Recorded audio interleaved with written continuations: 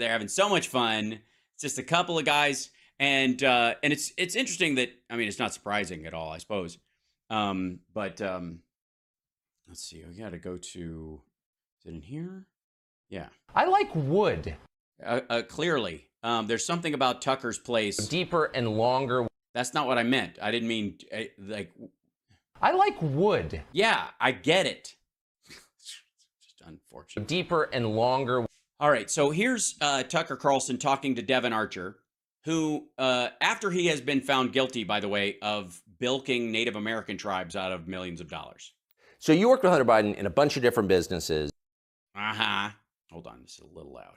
Bring it down a touch. Here we go. What were the specific skills that he brought to clients? Well, at the end of the day, he had a career in Washington. Yeah. Graduated Yale Law School and had a very big network in D.C. and brought that know-how and understanding of D.C. and ultimately the Biden brand. The know-how. Okay, so Tucker's people have had a conversation with Devon Archer and told him, tighten this up. This is for Twitter. It's a shorter show. We can't, this is, even, tighter than segments on there. So we're going to stop every so often, and I'm going to ask you to tighten up your answer, make it more direct, and focus on something else. And that's how, because this is not live. As far as I could tell, he wasn't doing legal work. I mean, he wasn't in the counsel's office at Burisma, right? No. So neither was Devon Archer. The network and the Biden brand sounds like the kind of key component of absolutely what he was bringing. Yep. Do you think the idea to purchase a Texas gas company and legitimize Burisma and turn it into a company that was under the legal fold of the United States, thereby protecting it from some of the worst parts of the Russian influence on things, was a good piece of advice? That would be my next question. that he would have been in those businesses, not having a business background, without his father being in a government position? Yeah, because there are no Yale lawyers in business. It's hard to speculate in those regards. I mean, yeah. I think when we initially met and he talked about his advisory business, his business that needed to transition from lobbying to advisory and the interest in private equity, it seemed, it seemed like a new and interesting network for us to expand our business. Whether he could have, been in that position, it's hard for me to speculate. Right. But obviously, the brand of Biden, adds a lot of power when your dad's the vice president. For sure. And there was a time, maybe 10 years ago, when... Because as an investor, you're the one guy of all the people involved who can't grab a briefcase and vanish. And private equity, maybe like AI now, was just one of those terms people were throwing out. I'm in private equity! Right. But the mechanics, having done it, coming Right. from a business background yourself, are kind of complex. Are Absolutely. they not? Absolutely. Yeah, no, it's a complex business. As he found out, and why he's going to jail for a year. Takes years of training, but again, Takes years of training. Really? Is there a vocational school? What do they give you? A lathe? the initial idea around the business that they were going to provide, the government insight and an additional network to raise capital and then, deal with regulatory issues that you might have at the corporate level. Right. Regulatory issues. Exactly. Okay, so that would be more his area. Right. That would be his space. Right. But did he have a sophisticated understanding of regulation, do you think? I think that he led a team that had a sophisticated. Okay, because Yeah, it's kind of like Tucker Carlson and the news. Because, it's a great example. Tucker Carlson does not have a sophisticated understanding of the issues. But he, hires people to tell him basically like how to make his bullshit slightly more palatable. I lived in Washington a long time, around a lot of regulation. Also a very complex area. Absolutely. Absolutely. I think you got to be an expert in knowing the guy, and he was the guy that was the expert in knowing the guy. He was an expert in knowing the guy. Right. And who was the guy he knew? Well, he knew a lot of people, but obviously there was some familiar, his brother, his father, some of his father's siblings. So he knew a lot of people. And obviously I know you're pointing to, the father being the key relationship. Well, no, I'm just trying to get a sense of What Don Jr. does for a living. Nobody fucking knows. He always seems to be smoking cigars and all glassy-eyed and the Trump organization hasn't built a fucking building in years. So what does the vice president of a brand company do other than shoot endangered species and fuck around? Like, Washington's not a money town. Right. You know, people aren't in business in Washington for. I see. So they don't understand it the way New Yorkers do. I see. This is welcome to two-tiered elite systems. For the most part, and most people don't have business skills that I noticed in 30 years of living there. As a trust fund baby, what are your business skills? Podcast? Listen, motherfucker, you and I do the same thing for a living right now. The only thing is that you were born with I don't know if it was a silver spoon in your mouth. It was probably a spork, but. So really the business of Washington is selling access. That's what it looked like to me. No, it's public service. Some people might build businesses on getting access, lobbying and the like, right? There would also be crossover partnerships. You know, think of, I don't know, all those airplane companies in South Carolina and North Carolina, for example. I'm fairly certain they have an office in D.C., but that doesn't mean they don't know how to make airplanes where they make the airplanes. Yeah, not just under Biden, but like. Yeah, no, that's I what think people that's. do. I mean, I think that's one of the like core misconceptions. I mean, it seems like when understanding a regulatory environment means selling access at the end of the day. Yeah. That's Yeah, and that's why you're going to jail for a year, dummy. how I interpret it, and I think that's how most people in Wall Street, whether they admit it or not, interpret it. Yeah. So we've got a complex business that intersects with government. We need a guy who knows it. Right. How do I, deal with getting a guy a visa that needs to come over for a business deal?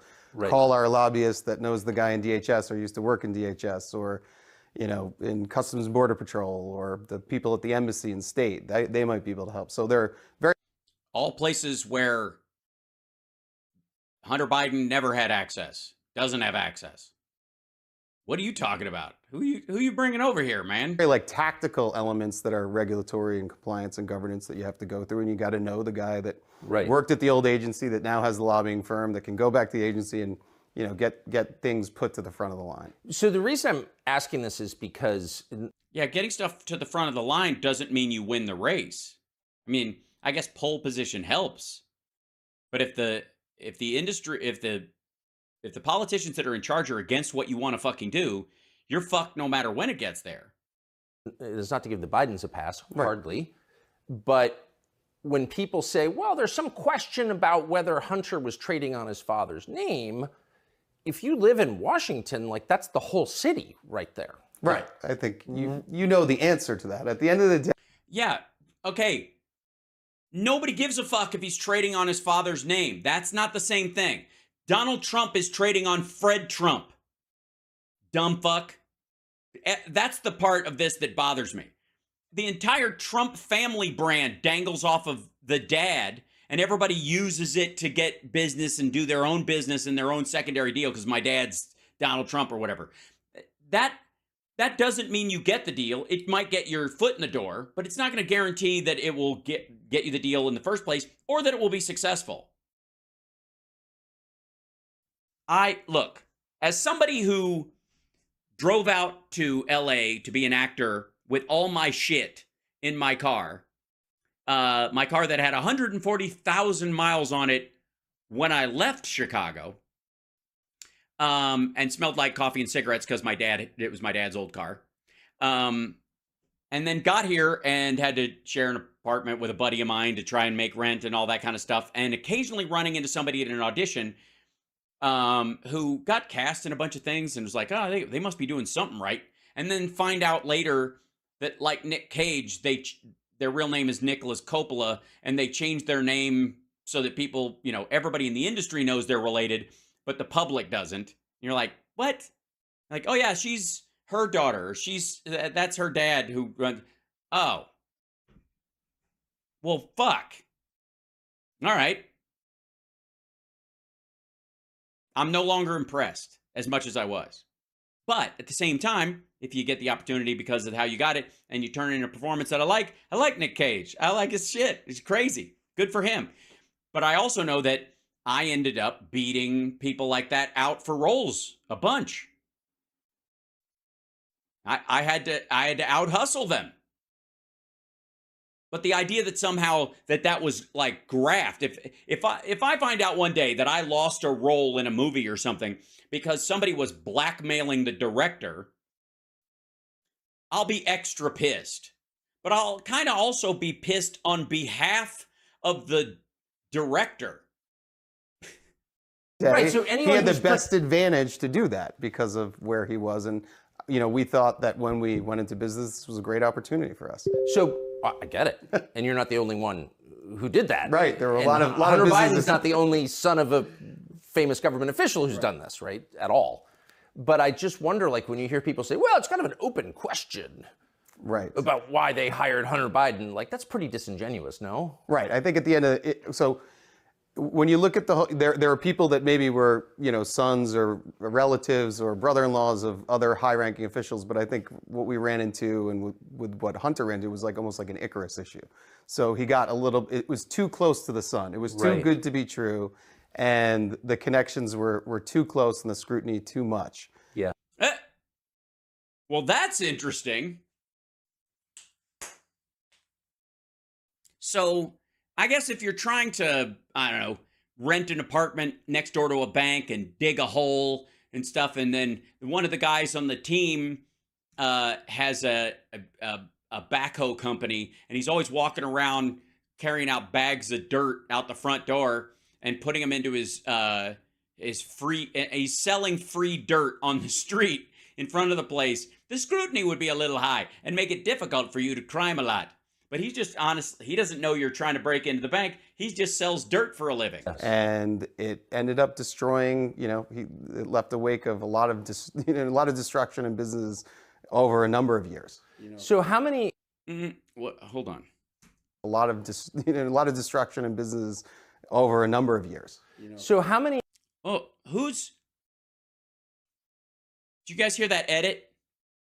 They took out something, another sentence or whatever. He says, on off mic right after A this. lot of destruction in businesses over a number of years. So how many? I don't know where that was. That sounded like Joe Biden's voice. Maybe he's sitting by. Maybe this is all a big dark Brandon plan. It's been reported, and you have said that there were occasions when Joe Biden would call in with clients present on a speakerphone. Right. How many times do you think that happened?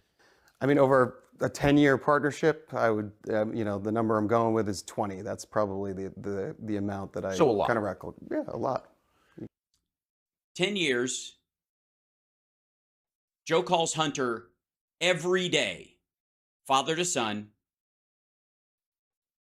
20 is the number. 20 days out of 10 years. So Joe Biden, who's very much a product of Washington, of course, must have known that he was calling in to effectively a business meeting Really? How so? that his son was having. I mean, he must have understood that. His son did business all the time? Here's a good question. How many times get a hooker? I mean, I trust sex workers more than I trust Devon Archer. So find one of the hookers that slept with Hunter Biden and ask her in the 9 or 10 or 15 or 12 times or 3 times or whatever that you worked for around and under Hunter Biden. How did his dad ever call while you were there? Did he say anything? Did he say hello to you, or did he ask you how you're doing, or did Hunter tell him, "Hey, Dad, I'm here with a hooker," or did he say, "Hey, Dad, I'm here with champagne"? I don't know.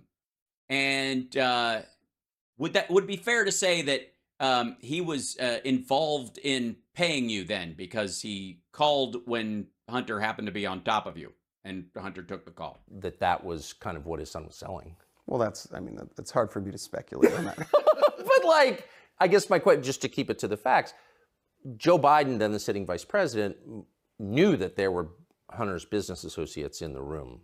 Yeah, I think I can definitively say at particular dinners or meetings, he knew there were business associates, and or if I was there, I was a business associate too.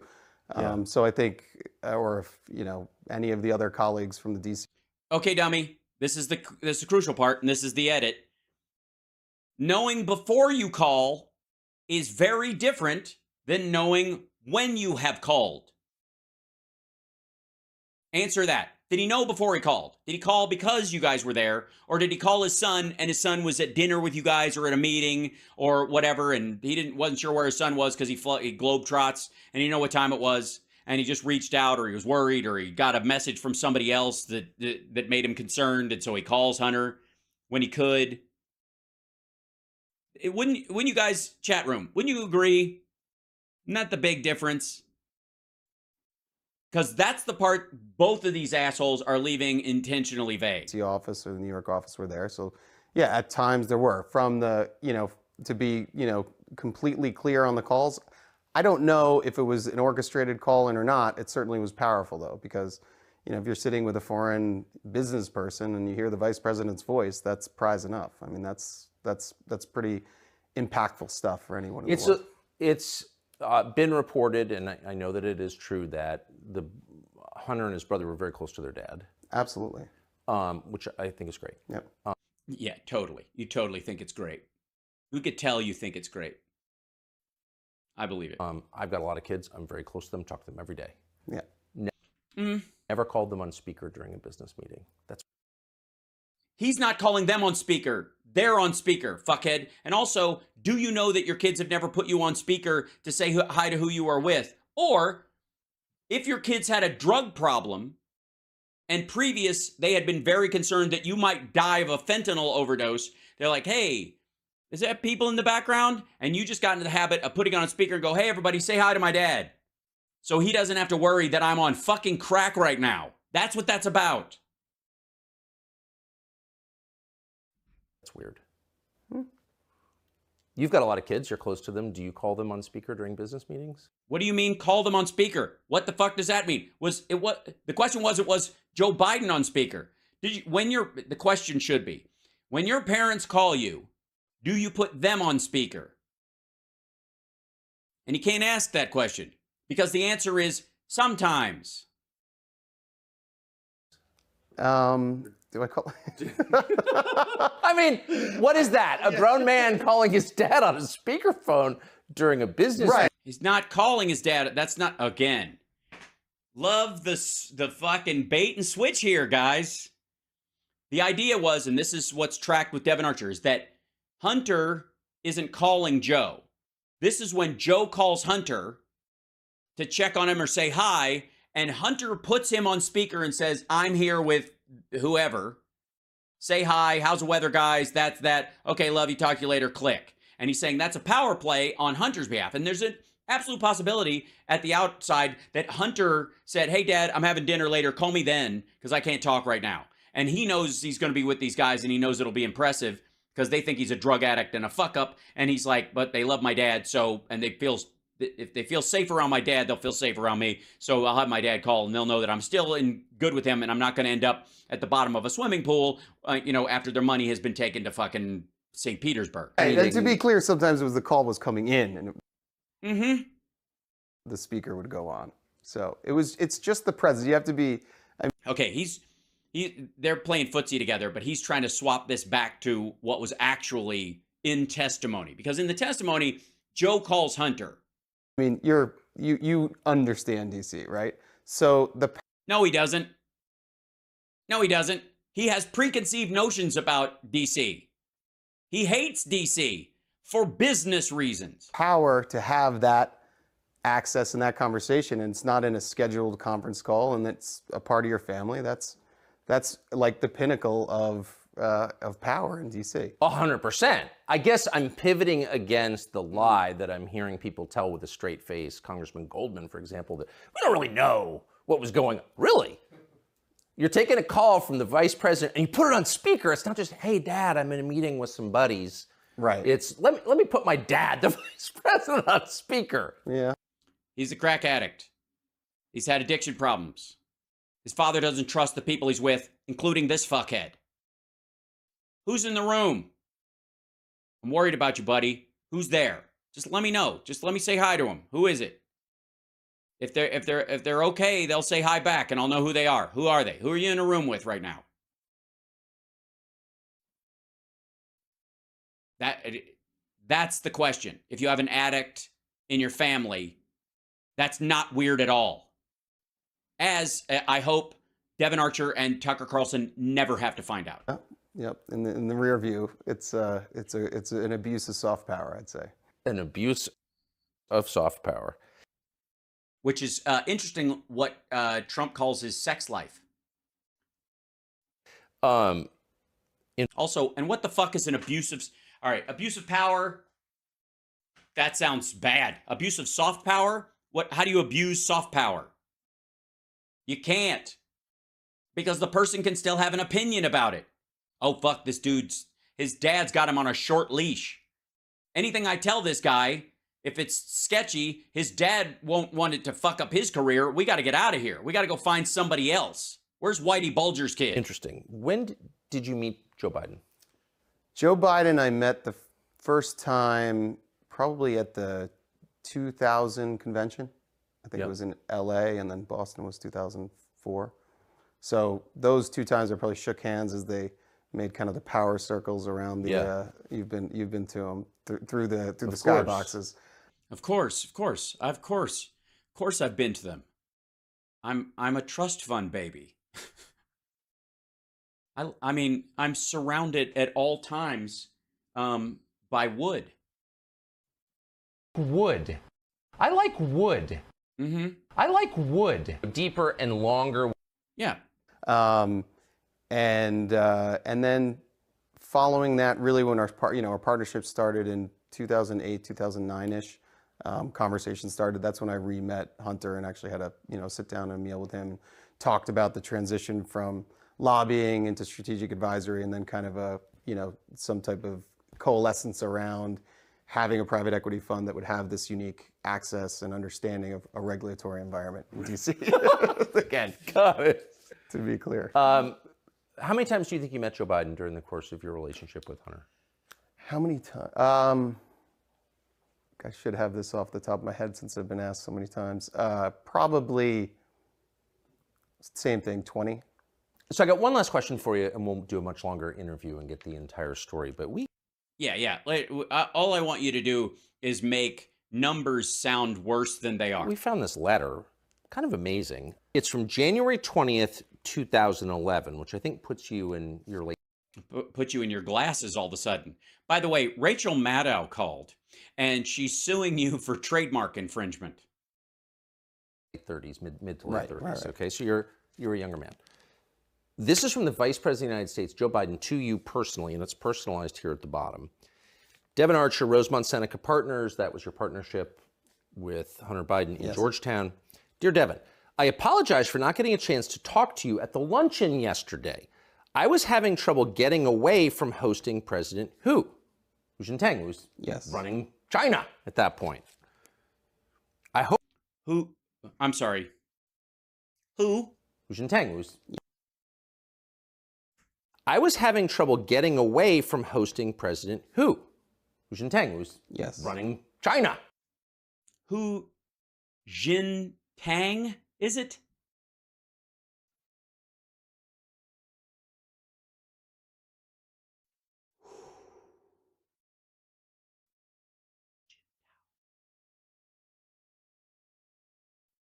You've only got 11 minutes. Try not to be a dickhead. It's Hu Jintao. It's Hu Jintao. It's not Hu Jintang. Getting away from hosting President Hu Jintang, who was running China at that point. China. I hope I get a chance to see you again soon. By the way, Hu Jintang, I'm sure, is a very nice man. Has never run China. With Hunter. I hope you enjoyed lunch. Thanks for coming. Sincerely, Joseph R. Biden Jr. P.S. Handwritten, happy you guys are together. So there are many levels here. But here's the Vice President of the United States saying to you, a man in his mid-30s, who's not a government official, I'm sorry I was occupied with the guy who runs the world's largest country. I would much rather talk to you and thank you. What was he thanking you for? He was thanking him for keeping him from being bribed by China, because at that point, Hu Jintao was trying to own Joe Biden, and Joe Biden was trying to get away from him because he didn't like him. and he was pro-America, and Devon Archer's an American, and he would just rather spend time with him. Why would you rather spend time with an American who knows your son than the president of China? Well, first of all, it's a lovely letter, and it was. It's quite enthusiastic. It's a little weird, though, right? Yeah. Well, it was kind of the beginning of our partnership, and he was thanking me and thanking Hunter. His son had a drug addiction. He was trying to get his life straight. Good fucking Lord. I think at the end of the day, for bringing this idea of this government regulatory strategic advisory business into the private equity world. And I think he was excited about the prospects for Hunter. And, he was just thanking me. I think it was a nice gesture. It was a nice, for sure. For sure. Yeah, it's not Joe Biden's fault that this guy would be a convicted felon later on and would bilk Native American tribes out of millions of dollars. How was Joe Biden supposed to know that? At the time, considering where his son was, Devon Archer seemed like one of his good friends. Very polite. It gets a 10 on the etiquette scale, but he's a vice president of the United States, Right. and he's talking about foreign business deals with you and thanking you for Right. that. I think, again, it goes back to my earlier point. Talking about foreign business deals?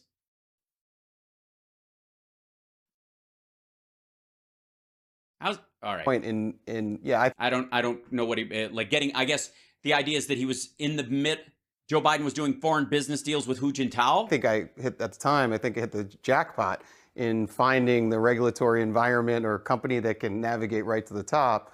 But, obviously as time was told, being a little bit too close to the sun ends up burning you. For sure. And it did you, and Absolutely. you suffered greatly for it. And this is not a criticism of you. I would think as a business guy, you use every advantage. These are not business guys. This is the vice president of the United States. He's Right. not allowed to be working on businesses with foreign governments while he's vice president. I don't think. Not that I know of. But here he is. No, he's not. He had diplomatic meetings. As a matter of fact, he was like, I had government shit to do. Otherwise, I would come and say hi to you. Right. Amazing. No, not right. I don't even know what the fuck you guys think you're saying. We'll be back. Devon Archer, thank you. We'll be back on Shitter right after these messages. After these messages, we'll be right back. God damn, that's lazy. Ugh. So let's see. That's part one. And then, whoops. Oh, and it's up here. Sorry. And then I go back to part two. Where is it? Yeah, here it is. From. And how did you... Hold on. And then we'll blow this up. So this is part two. You're watching House Sparks Mega Worldwide, by the way. This is part two of Tucker on Shitter talking to Devon Archer in the classical Trumpian game. And this has got to be some sort of Illuminati elite, I don't know, silver spoon baby thing where you just sit in a room with books you've never touched, with no table, in khakis with no socks, in the weird there must be some sort of Bohemian Grove thing to that leg cross that they all do. You couldn't find a fucking table? What are you afraid it's going to be a Han Solo Greedo moment? I don't understand this at all. All these motherfuckers are like, I really want to be the next Joe Rogan. I just can't afford a table. Good Lord. All right, so this is it. This is, wait a minute. Shit, round two. That's the whole fucking thing? All right, we're only going to get a part of this now. Grow up. So from Long Island, I was Yep. born in Seacliff, Long Island, which is a little Victorian kind of hippie town on the North Shore of Long Island. Born on the same street as my wife, Dayton Street. wow. Yeah, and so Oh, wow, that's weird. I would never go there because that's where poor people are. That's so funny. I used to wear a bow tie, and if I went down there, I'd end up with my shoes in my ass. But wow. Wow, you're married. I would have thought the way you hung out with Hunter and the way his dad talked about him and that picture he took with his kissing his son, that you were all gay and it was just some sort of weird cabal thing. It's interesting. But I'm glad you brought it up, though. I like wood. Yeah. So for the first 3 years we were together on the same street. I'm a year older, so her mom used to babysit me when I was to eat Cheerios off the floor where she was pregnant with her, which was pretty funny story. And then I moved to Roslyn Harbor, which was a mile away. And then we went to nursery school together. Ended up This is creepy. in the North Shore school districts. My mom was the art teacher at Glenwood Landing School, and went to North Shore High School. We were, prom dates senior year, and then dated for a bit in college, and then Is she going to jail with you too, or I'm sorry, it's just rude. reunited after college some years later. But Long Island ended up. What set that Yeah, in like absolutely. socioeconomic context? Is that like a really You're like, you live like normal people, right? Ugh. rich part of Long Island or middle class? No, we or were what? middle class, very much middle class. My dad worked in the city. He was in he worked for Levi and Christian Dior in sales, and my mom was an art teacher, as I said. So I actually went. She was my art teacher, K through 6. Ask Tucker what his mom did. Ask Tucker what his parents, how he grew up. Ask him. Ask him. I mean, you guys will have so much in common. Wow. Yeah, so that was So it was a pretty very normal very normal, American. very That's good old-fashioned poverty. That's good. That's good American middle-class poverty. You know what I mean? You're the kind of like poor where you almost have hope, but I laugh at you when I drive by your house. That's it's good stuff. middle class. 3-sport athlete. Lacrosse, winter track, football. Very kind of Douchey. Lacrosse, fairly douchey. I'm just saying. Just you reek of it. I'm just saying. even though it's Long Island and I'm kidding. close to the city, it's kind of very Americana. Yeah. Oh, it is. too. Surprisingly. So then you go to Yale for lacrosse. I did. Well, I went to Yale for the academics, but we like to keep that. Yes, but lacrosse was a big part of me being admitted. Absolutely. What did you think of it? Was it a different world from? Devon Archer went to Yale on a lacrosse scholarship. Something that I think every MAGA person can understand. From the one you were from? Yale, yeah, absolutely. It's a long time ago to reflect back, but it was certainly there was a big culture shock, both academically and socially, immediately, like first weekend of school. So Wait, in what way? just Yeah, I don't understand that because I've always been around rich people who go to legacy schools. My parents would just buy a building if I wanted to go someplace. So, what's it like? it was I got to school and there were without naming names I was at the first weekend of school. I wasn't in New Haven but out in the Cape with folks that the highways in New York were named after, and large condiments and tires and stuff like that. Large condiments. So it was definitely it was a big culture shock, but I adapted pretty quickly from a academic standpoint. The academic rigor was certainly from a public high school in Long Island relative to Taft or Exeter or Andover. There was a quick learning curve, but it was attainable. And then socially, I think I did a fine job as well too. So ended up at Yale. Went through 4 years. We had a successful lacrosse career there, which was We did. an absolutely incredible experience. And I'm sorry. When you play lacrosse for Harvard or for Yale, rather, do you get to use the royal we? Is that how the team works? I've never met a Yale lacrosse player. Do they all do that? kept you in line, kept you in shape. Yeah. Less distracted from everything. And graduated. I ended up, a quick stint into your world. Ended up working on the Olympics for NBC for Bob Costas down at that's pretty cool. in '96 in Atlanta. That's pretty cool. I hate that guy. He's poor too. He started out with no money. Those people scare me. And then went on to take a job at Citibank. So that's where I got my first Asia experience. I was fascinated with Vietnam and had studied some, contemporary American history in college. My dad was a veteran. He was a Marine, served in combat on the Hai Van Pass. In Vietnam. In Vietnam. So he was in Vietnam when he was 23. I had gone on a trip around the world, and really just, one of the stops was Vietnam. One of my. Had he told you about it when you were growing up? He did. We were a little bit irreverent and would tease him about it and get dressed up as fatigues and tell him we're knee deep in rice patties and Trying to Oh dear. elicit a flashback or something? Trying to elicit PTSD maybe. Yeah, we were. Yeah, that's hilarious. Yeah, we used to do a thing where we would try to trigger my dad's PTSD. Because it was cute. We were a little wild. me and my three brothers and sisters. So But lacrosse wild. So he didn't talk about it much, but we tried to bring it up a lot. It was kind of That's pretty funny. yeah. It was it is pretty funny. It was good, especially the part where he was like, did he weep or? So you wound up working for Citibank in Vietnam? I went up getting a job with Citibank in Vietnam. I kind of orchestrated it through an uncle that had a relationship with Citibank. Why isn't Tucker pouncing on that? And yeah, ended up getting a management associate job there. Moved to, they just opened. Doi Moi was kind of underway, which was the not necessarily privatization, but the opening of Vietnam post the war, the conflict, the war of American aggression. Yeah. As they've been coached to say, as if you live in Vietnam for some time. So went there, was a management associate, was in Hanoi for a year, and then a couple of years in Ho Chi Minh City. And ended up at Citicorp Asia Capital Limited, where I was in private equity.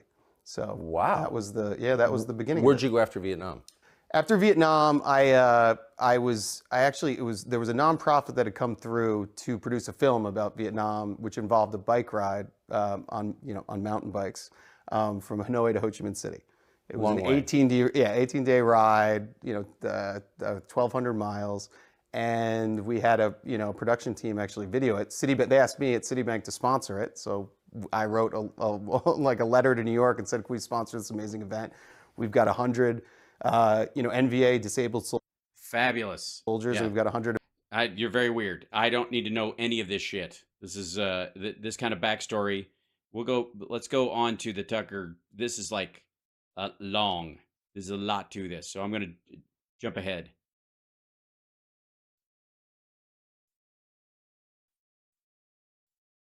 Am I gonna have to cut this fucker down? Doesn't want to play. Great. And just when I was getting into the story. Okay.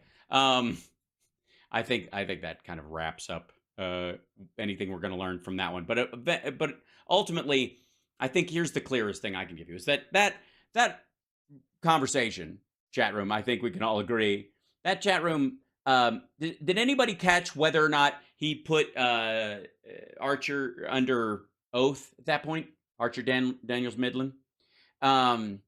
Anybody check to see if he was under oath, if he swore on anything at all? Nope. Interesting, because I do have, oddly enough, I have text where he has been, he swore under oath to tell the truth, the whole truth, and nothing but the truth. And one of my favorite parts is when I think it's, the Republican lawyer is reading a thing about them splitting numbers between people and blah, blah, blah. And so do you recall having a conversation with Hunter Biden regarding that you and him would receive approximately consistent with this email, approximately $4.85 million jointly from Burisma? Now, the problem consistent with this email, fruit of the poison tree, we'll talk about that later as far as the fake laptop. But he goes, his attorney, so now he's not asking about the email. He's asking if you had such a conversation. No, that I don't know what that 4.5. As I explained just before, it was 83, 33, 33, and it only went to one account, which we have all the stuff for. And theoretically, I don't know what we're talking about here, but it was like, so 666. By the way, 666 is don't forget, 666, any derivation of Super Chat or Venmo you want to do in $666 or $6.66 or $66.60, up to you. But that's how they broke it down, was they made $666,000 or some shit a year or a month from this whole thing for the whole company, and then they split it equally among everybody. And he notices that the math adds up to 750, which doesn't work out. He goes, but this one seems like there's some math that that's him writing to me. And he goes, that's Hunter Biden writing to you. I think theoretically it would be in the small caps. Is that what you're saying? Yeah. And this is, so there we go. So that would bring us roughly to 4.85 million from Burisma. That would be from Hunter Biden, okay? And I think whoever's asking the question means for Hunter Biden, not from Hunter Biden, unless the argument now is that Hunter Biden is now paying Burisma. Thanks, dum-dums. Okay, And Schwartz jumps in. He goes, no, we can't. And Archer goes, yeah. He goes, we can't confirm this email is from anyone. He's reading the text to the document, and in the format of an email, that's the way it looks. So he can confirm that you accurately read it, which you accurately read. And he can confirm, as he did, the conversation that he had with Mr. Biden. He goes, yes. And I would also add that any money that came from Burisma is all here, all documented here. There was no money that I can speak for only myself. There was no money that was ever received. Basically, this was because we had set it up for BHR. We took in this here. Hunter was the corporate secretary of RSB, so there was a COO who managed it. So that was. I don't know where that number is from. Can I ask you a question? Sure. First of all, thanks for being here. I appreciate it. This is Andy Biggs. Maybe this would help solve the question. Do you remember ever seeing this document at all? I mean, I get it's 10 years ago. And Archer goes, the email? He goes, yeah, I wonder if you recall. Does it look familiar? Is it something you might recall? No, I don't. I can't authenticate it, but those conversations are all around what we're speaking about. Like, obviously, I voluntarily just talked about there was a tri-global split. I don't know exact those numbers. And I mean, I've seen a lot of speculation. I can only speak for myself. I don't know of any other money that went beyond the RSB Morgan Stanley amount. Mr. Biggs, thank you for fucking my whole conversation. That's the game. That's Andy Biggs trying to get Devon Archer to confirm any emails from the fake laptop, and him going, not only not authenticating it because he can't. His lawyer interjects and says, we don't know that that's for real. We can't authenticate that because we have no evidence that it's real. But not just that, not just him, because you couldn't. There's no way you could fucking tell if they're waving a piece of paper. Does this look like your email? You couldn't do it anyways. But if they gave it to you and like, here's the metadata for that thing. If this metadata is attached to this document digitally, and we could say somebody, would you agree that that's an authentic email? You'd go, if that's true, then maybe, but I don't remember it still, and blah, blah, blah. You could still do that conversation. But ultimately, nobody is going to go, does this look familiar to you? And you're like, yeah, sure, that could be an email from me, I guess. I don't. He goes, no. And not only does he say no, this is the part that stands out for me entirely. He breaks down, he goes, I don't know what that 4.5 million that they're talking about is. As I explained just before, it was 83, 33, 33, and it only went to one account, which we have all the stuff for. He goes, it was 666,000 a month, essentially. And he goes, he looks at their math and it adds up to 750. That's more money than we were getting. And there are no accounts that have that money in it. They didn't go to us. They didn't go to Hunter. Nobody got it from them. It went to the COO of Rosemont Seneca Bohai, because the money we were taking from this, we were investing in this other thing that was going to blow up and make us a bunch of fucking money. So we weren't even touching, except the salary we might have gotten. We weren't getting any of the investment money that was going through there. We were going to try to double our fucking money. And the numbers you have are more than actually happened. And also, I don't know. I don't even know where you're even getting that shit from. This is why we watch How We Get the Entire Story and the facts provided with context. I thank you, Mark. I appreciate that. That's what I aim to please. I really do. Like, this is the simplest shit ever.